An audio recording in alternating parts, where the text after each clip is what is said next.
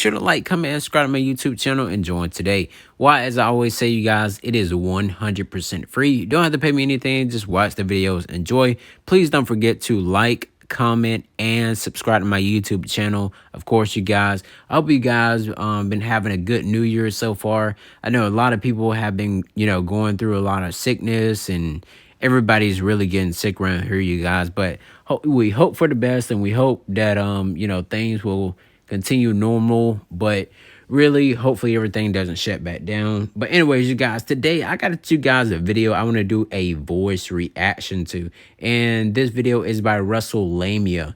It is titled 9 WWE wrestlers who eliminated themselves in a Royal Rumble. Some of this stuff right here, you guys, maybe old, like back when Andre the Giant was, when he eliminated himself and so on and so forth.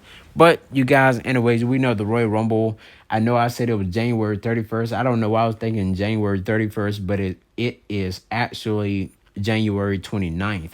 And so, you guys, it lands on a Saturday, which is pretty great. I love to have pay-per-views on a Saturday instead of a Sunday.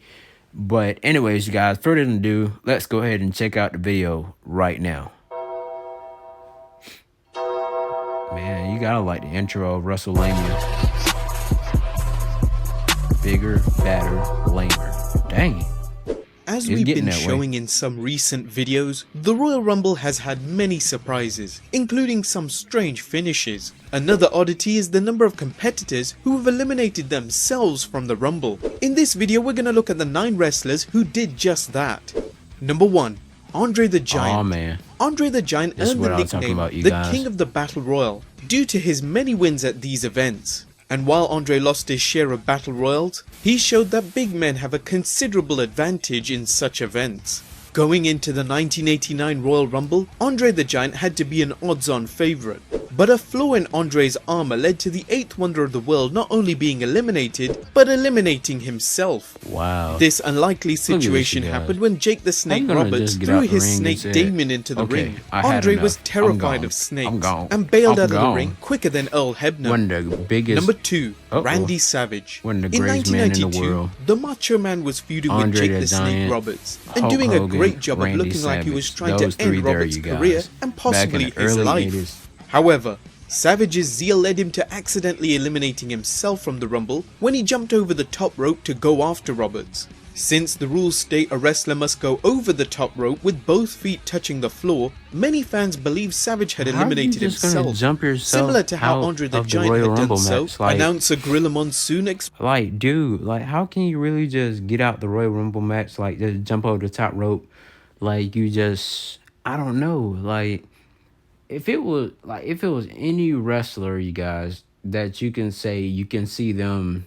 maybe nowadays they don't do it no more. But back then, you guys, they just get out the ring like, okay, I'm gonna eliminate myself. Let me just get out the ring and just walk away. Because I had enough of being inside the ring with 7 other guys or 5 other guys. So I'm just gonna walk out of here. I don't want to win this Royal Rumble. Let's try again next year. Blaine Savage hadn't been eliminated by anyone, so he was allowed back in the ring. Number 3. Mel Mascaras. Mel Mascaras, aka the Man of 1,000 Masks.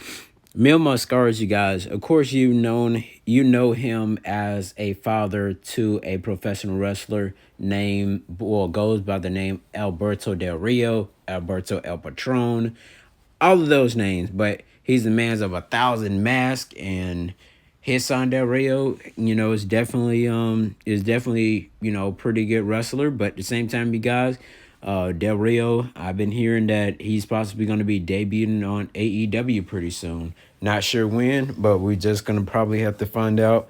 Would it be tomorrow on Wednesday night on Dynamite? But we'll see. Anyways, guys, let's continue to see how Mel Mascaras eliminated himself in the ring. Added some star power to the 1997 Royal Rumble. But as always, Mascaras' presence came with a price, as he refused to put anyone over but himself. Wow. This was evident when Mascaras eliminated himself by climbing the top rope to dive onto an opponent outside the ring. Eliminated. Thus, Mascaras was eliminated, but by the only person capable of doing so, himself. An idea Hulk Hogan undoubtedly wishes he thought of first. Number 4. Ahmed Johnson. In 1997, Ahmed Johnson was feuding with the Nation of Domination, primarily the heel faction's leader, Farook. Ahmed was doing a number on the Nation member Crush, when Johnson suddenly jumped over the top rope, eliminating himself from the match. What the hell? Had Johnson been possessed by Nation member Kama, the former Papa Shango, or was he just feeling the sudden after effects of overindulgence at Taco Bell?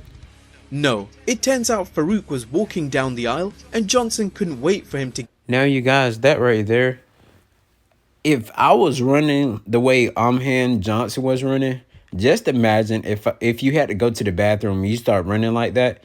Now, when he ran like that, I really did think he probably ate something and started wrestling.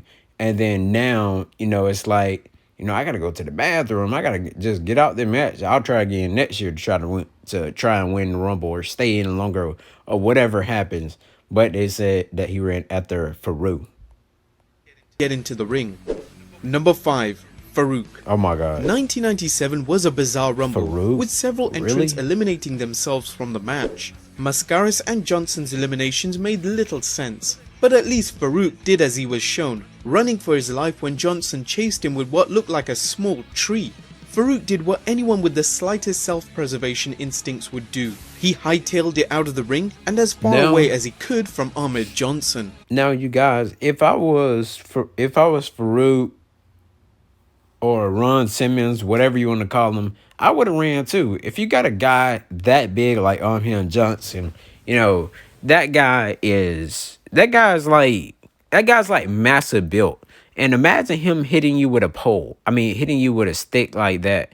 Man, I would have jumped out the ring too. Now, out of all of these, I understand why Farook, Ron Simmons, whatever, jumping out the ring. I definitely agree. Like I said, I would have ran too. Let's check out the next one, you guys. Number 6. Kane. The Big Red Machine's WWE career has had its ups and downs, but there's no denying Kane was portrayed as nothing less than a monster during his early years. Kane would prove a fearsome Royal Rumble opponent, setting a record for the most eliminations in one Rumble, which occurred at the 2001 Royal Rumble. 1999 wasn't Kane's best year, however, but given the circumstances, it's understandable.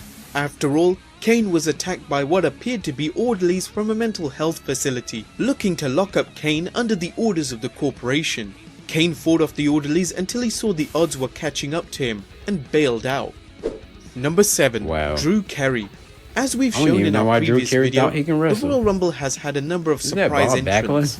However, nothing could have prepared fans for the surprise they got when comedian Drew Carey showed up. Although it was largely by luck, Drew lasted longer in the match than the combined times of Farook, The Godfather, Big Show and Taz, clocking in at an impressive 2 minutes and 54 seconds.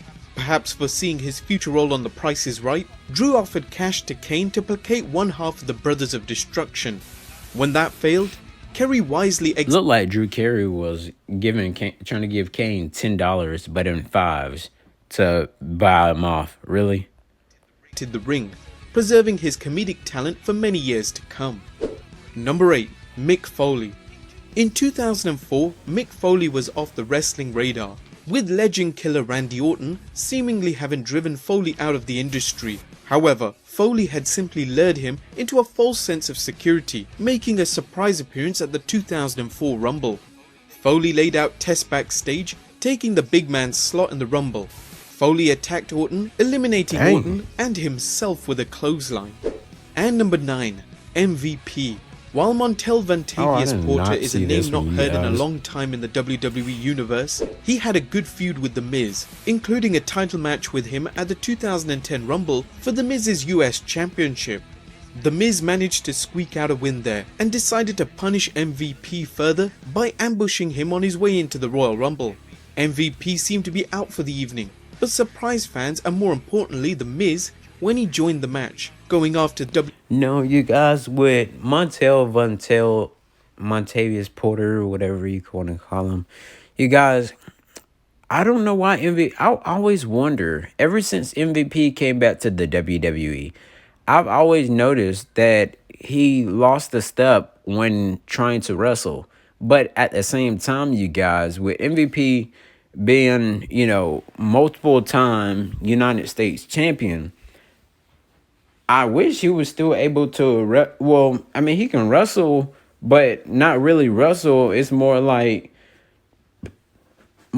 just doing, I don't know what kind of moves. It's like he hurt himself, trying to get through the rope, and then it's just a lot, you guys. I just can say, because I don't know what happened to MVP over the years. I don't know if he got old or what happened, but anyways, let's continue on.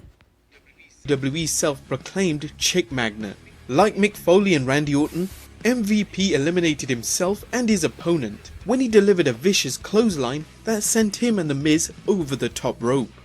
Well guys, there you have it. 9 wrestlers who eliminated themselves from the Royal Rumble. Be sure to leave your comments down below, subscribe if you haven't already, and I'll see you next time with some more wrestling content. Alright, you guys, that was incredible right by WrestleMania. Great video that he made and everything, but I hope you guys enjoyed that. Let me know. Some of you guys may know, the real old wrestlers. Some of you guys don't. Most of you guys know like the modern day wrestlers, but I don't go that far in wrestling. The only far I ever go back in wrestling, which is like maybe the Attitude Era, back in like the early 2000, like 01 or 2000 or so on and so forth and up. But anyways, you guys, thank you guys so much for watching Chris Wrestling Views here on YouTube.com.